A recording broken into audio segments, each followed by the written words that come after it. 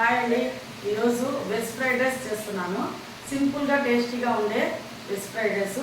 దానికి కావాల్సిన ingredients: rice ముందే వండి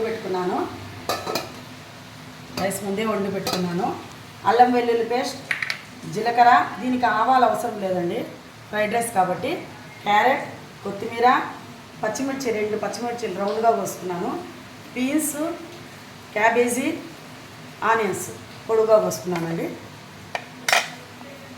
ప్రిపరేషన్లోకి వెళ్దామండి. ఫ్రైడ్ రైస్ కాబట్టి ఆయిల్ ఎక్కువ ఏం పట్టదండి, చాలు, కొద్దిగా చాలు.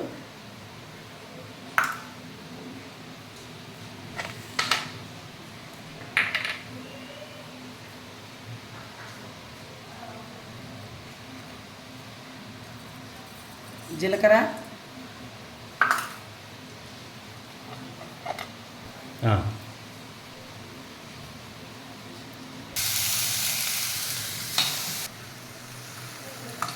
సరిపోతుంది, మగ్గిందండి, హాఫ్ మగ్గింది. సాల్ట్ వేసుకున్నాము, ఎక్కువ పట్టదండి సాల్ట్, క్యాబేజీ ఉంది కాబట్టి సాల్ట్ ఎక్కువ పడతాయి, లైట్గా వేసుకున్నాము. దీంతో పాటు దీనికి కారం అవసరం లేదండి, మిరియాల పొడి వేసుకుందాం. మిరియాల పొడి, కొంచెం గరం మసాలా, చాలండి, ఇంతే. ఫ్రైడ్ రైస్కి ఇంత కారం సరిపోతుంది.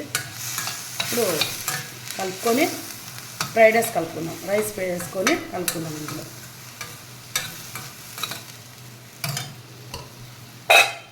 స్టవ్ ఆఫ్ చేసుకుందామండి, చాలు, ఇంకా ఎనఫ్.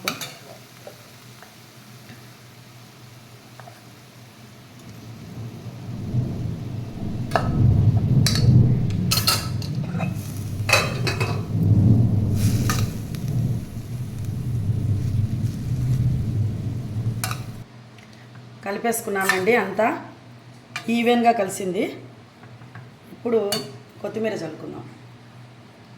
కొత్తిమీర చల్లుకొని కలుపుకొని డిష్ అవుట్ చేద్దామండి. ఇంకా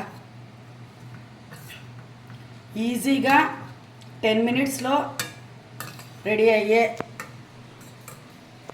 వెజ్ ఫ్రైడ్ రైస్ తయారైంది.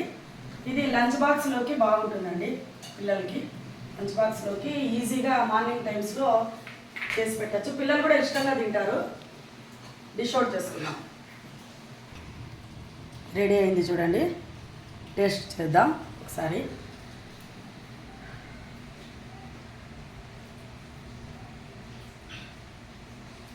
కరెక్ట్గా సరిపోయిందండి. మిరియాల పొడి ఎక్కువ వేయాల్సిన అవసరం లే, హాఫ్ స్పూన్ సరిపోతుంది. దీన్ని ఉట్టిగానే ఇట్లే తినేయచ్చండి. ఫ్రైడ్ రైస్, వైట్ రైస్ పెట్టుకొని రసం కానీ పెరుగు కానీ వేసుకోవచ్చు. తర్వాత లేదు అనుకుంటే ఆమ్లెట్ వేసుకోవచ్చు, చాలా బాగుంటుంది ఆమ్లెట్ దీంట్లోకి.